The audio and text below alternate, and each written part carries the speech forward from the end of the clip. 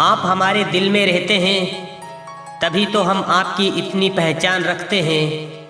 हमसे पहले कोई विश ना कर दे आपको, हमसे पहले कोई विश ना कर दे आपको, इसलिए सबसे पहले नया साल विश करते हैं।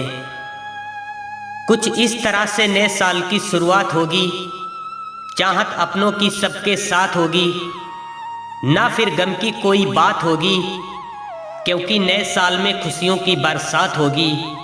नए साल की शुभकामनाएं।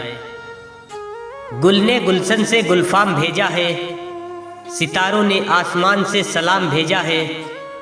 मुबारक हो तुम्हें नया साल, हमने एडवांस में ये पैगाम भेजा है।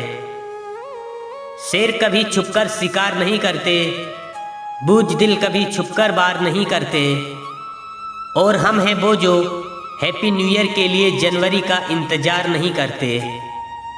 इस रिश्ते को यूं ही बनाए रखना, दिल में यादों के चिराग जलाए रखना। बहुत प्यारा सफर रहा इस साल का, बस ऐसे ही साथ आगे भी बनाए रखना।